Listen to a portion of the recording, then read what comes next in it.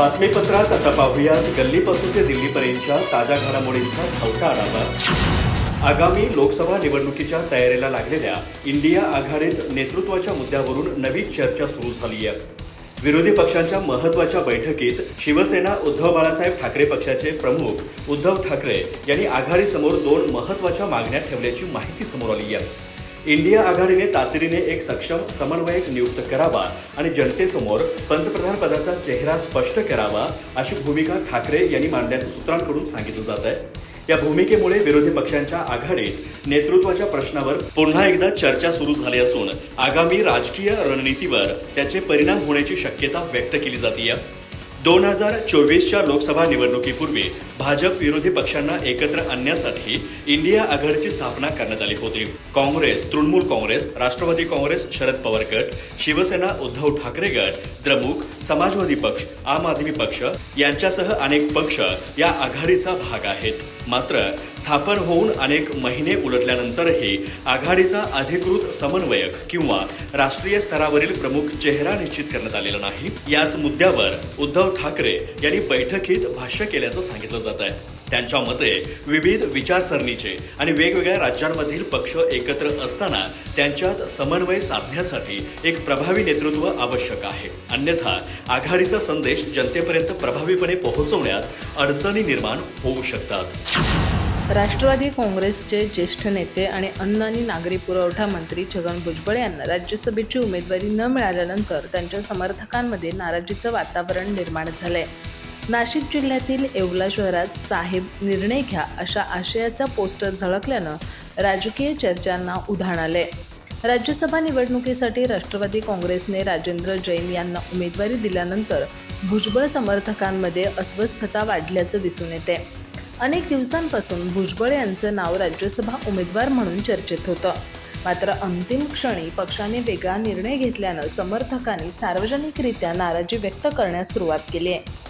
येवल्यात लावण्यात आलेल्या पोस्टरवर साहेब निर्णय घ्या असा थेट संदेश देण्यात आलाय। या पोस्टरमधून भुजबळ यांनी पुढील राजकीय भूमिका स्पष्ट करावी अशी मागणी समर्थकांकडून केली जात असल्याचं बोललं जात आहे। त्यामुळे भुजबळ आगामी काळात कोणती भूमिका घेतात याकडं राज्याच्या राजकीय वर्तुळाचं लक्ष लागलंय।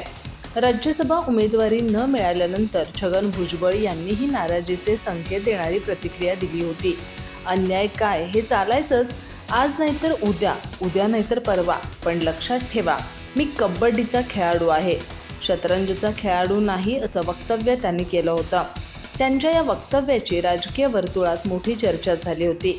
राज्यसभेच्या उमेदवारीवरून निर्माण झालेली नाराजी केवळ राष्ट्रवादीपुरती मर्यादित राहणार की त्याचे परिणाम महायुतीच्या राजकारणावरही दिसणार याबाबत चर्चा सुरू झाली आहे। भुजबळ हे ओबीसी समाजातील मोठं नेतृत्व मानलं जात असल्यानं त्यांच्या समर्थकांच्या भावना पक्ष नेतृत्व कितपत गांभीर्यानं घेतं हे आगामी काळात स्पष्ट होणार आहे।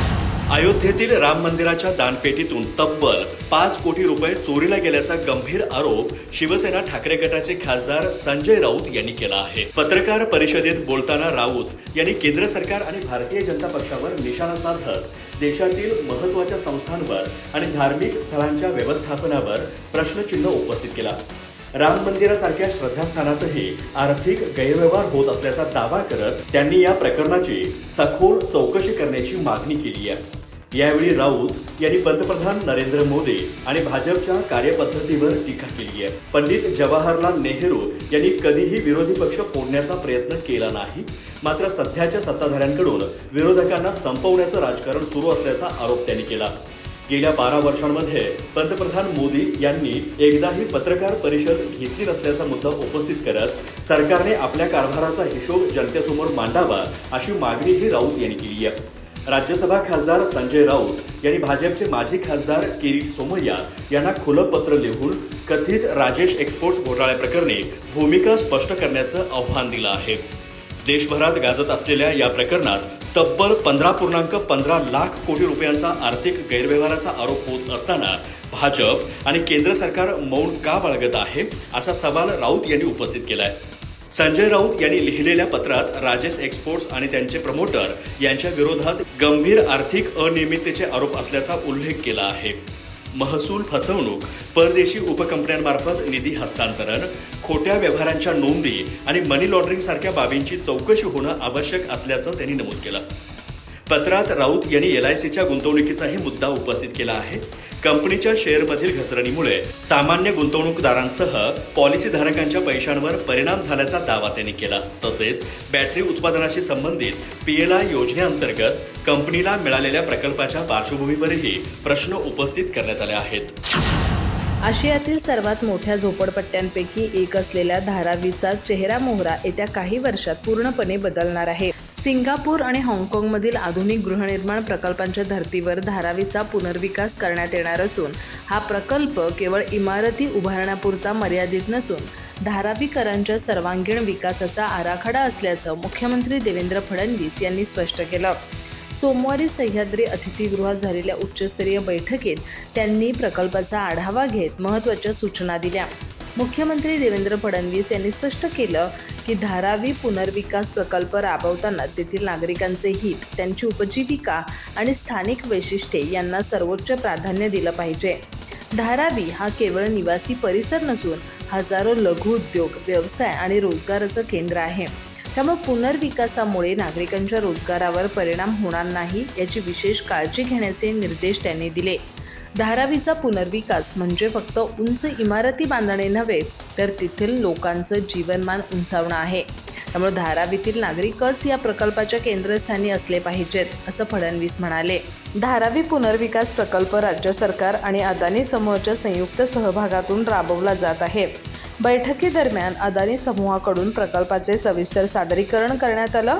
या बैठकीला गृहनिर्माण राज्यमंत्री डॉक्टर पंकज भोयर, धारावी पुनर्विकास प्रकल्पाचे मुख्य कार्यकारी अधिकारी डॉक्टर महेंद्र कल्याणकर, अदानी समूहाचे प्रणव अदानी आणि अनिल सरदाना यांच्यासह वरिष्ठ अधिकारी उपस्थित होते. धारावी पुनर्विकासाच्या पहिल्या टप्प्यात 2028 पर्यंत किमान 10,000 घरांचं बांधकाम पूर्ण करून ती पात्र नागरिकांना देण्याचे नियोजन करण्यात आले. मुख्यमंत्री फडणवीस यांनी यासाठी आवश्यक असलेले सर्व प्रशासकीय निर्णय आणि मंजुरी वेळेत मिळाल्या पाहिजेत असे निर्देश दिले. त्यांनी सांगितलं की प्रकल्पासाठी लागणाऱ्या विविध विभागांच्या मंजुरी एका ठिकाणी आणि जलद गतीनं मिळाव्यात यासाठी स्वतंत्र सिंगल विंडो स्वरूपाचा विशेष कक्ष तयार करण्यात येणार आहे. राष्ट्रवादी काँग्रेसमध्ये प्रवेश करून राज्यसभेवर जाणार असल्याच्या चर्चांना खासदार नवनीत राणा यांनी अखेर पूर्णविराम दिला आहे.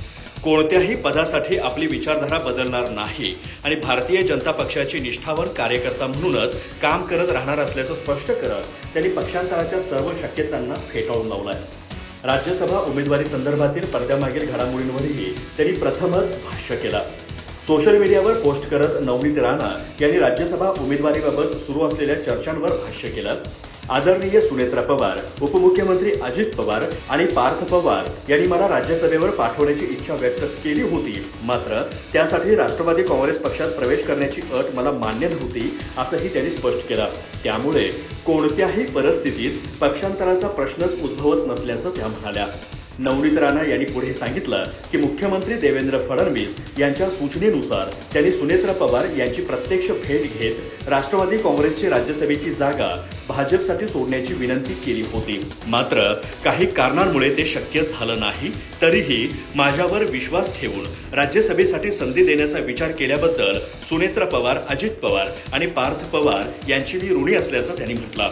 दरम्यान नवनीत राणा यांच्या या भूमिकेमुळे त्यांच्या राष्ट्रवादी प्रवेशाच्या चर्चांना पूर्णविराम मिळाला असून त्या आगामी काळामध्ये भाजपमध्येच सक्रिय राहणार असल्याचं स्पष्ट झालंय. त्यांच्या या स्पष्टीकरणानंतर राजकीय वर्तुळातील विविध तर्कवितर्कांनाही विराम मिळाल्याचं मानलं जात आहे.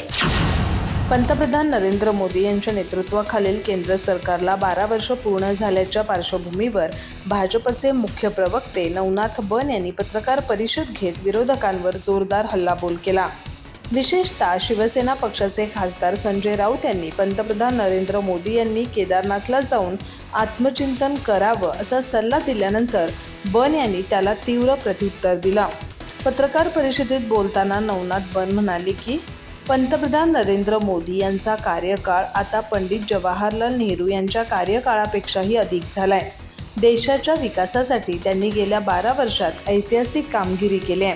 त्यामुळे मोदींनी आत्मचिंतन करण्याची गरज नसून विरोधकांनीच आपल्या राजकारणाचा विचार करावा.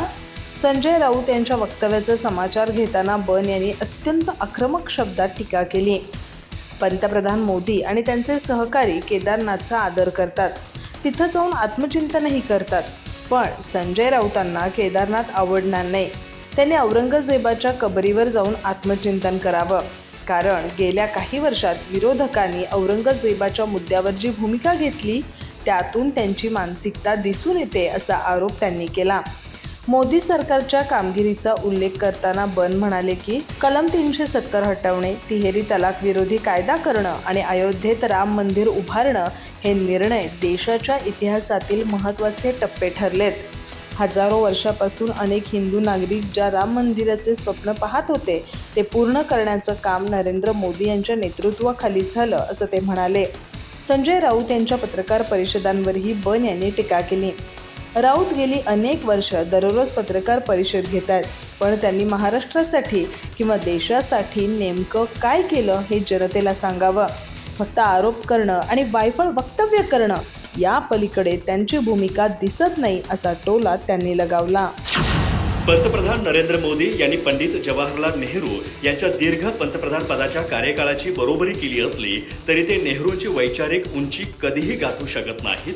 मोदी सरकारच्या 12 वर्षांच्या कार्यकाळात देशाचं पूर्णपणे 12 वाजले असून जनता महागाई आणि बेरोजगारीने हैराण झाली आहे असं म्हणत काँग्रेस नेते विजय वडेट्टीवार यांनी मोदी सरकारवर निशाणा साधला आहे. विजय वडेट्टीवार म्हणाले की सरकारला ओबीसींची स्वतंत्र जनगणना करायची नाही. त्यांचं कारण काय आहे माहीत नाही. कदाचित सरकारला भीती असेल की संख्या पुढे आली तर त्यानुसार सर्व गोष्टी द्याव्या लागतील. सरकारने देशाला कंगाल केला आहे. आम्हाला लोकसंख्येच्या प्रमाणात सर्वच गोष्टींमध्ये आमचा वाटा मिळायला हवा. जितकी लोकसंख्या आहे त्या तुलनेत भागीदारी दिली पाहिजे.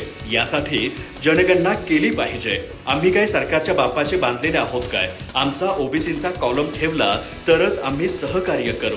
सरकारला जर गुन्हे दाखल करायचे असतील तर त्यांनी गुन्हे दाखल करावे. विजय वडेट्टीवार म्हणाले की सरकारने जर आमचा कॉलम दिला नाही आणि माहिती न दिल्यावर गुन्हे दाखल करायचं ठरवलं तर आम्ही सर्व ओबीसी मिळून जेल भरो आंदोलन करू. आमच्या हक्काचे तुम्ही देणार नसाल तर आम्ही जेलमध्ये जाण्यासाठी तयार आहोत.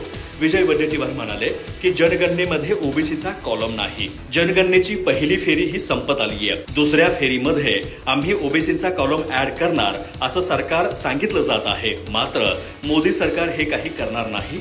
ओबीसीची संख्या किती आहे हे सरकार पुढे येऊ देणार नाही. यामुळे ओबीसीच्या हक्काचं जे काही आहे ते मिळणार नाही. ओबीसींची जनगणना करणार असं सांगण्यात आलं पण तसे कॉलम देण्यात आलेले नाहीत. भंडारा जिल्ह्यात ओबीसी जनगणनेवर बहिष्कार टाकला जात आहे. अनेक ठिकाणी हीच परिस्थिती आहे. आम्ही देशभर आंदोलन करण्याची तयारी सुरू करत आहोत. जर ओबीसी कॉलम केला नाही तर आम्ही सहकार्य करणार नाही. सरकार ओबीसींची मतं घेतात पण त्यांच्यासाठी काहीच काम करत नाही. ओबीसी डीएनए आहे म्हणणारे मुख्यमंत्री काहीच का करत नाहीत असा सवाल सुद्धा वडेट्टीवार यांनी केला आहे. सरकारने आमच्यासोबत बेईमानी केली आहे.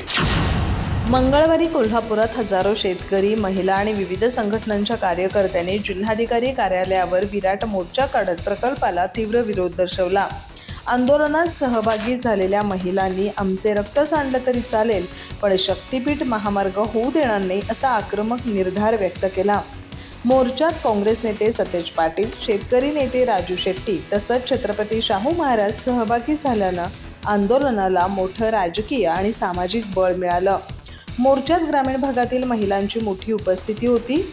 महामार्गासाठी जमीन संपादित झाल्यास कुटुंबाचा उदरनिर्वाह धोक्यात येईल अशी भीती त्यांनी व्यक्त केली.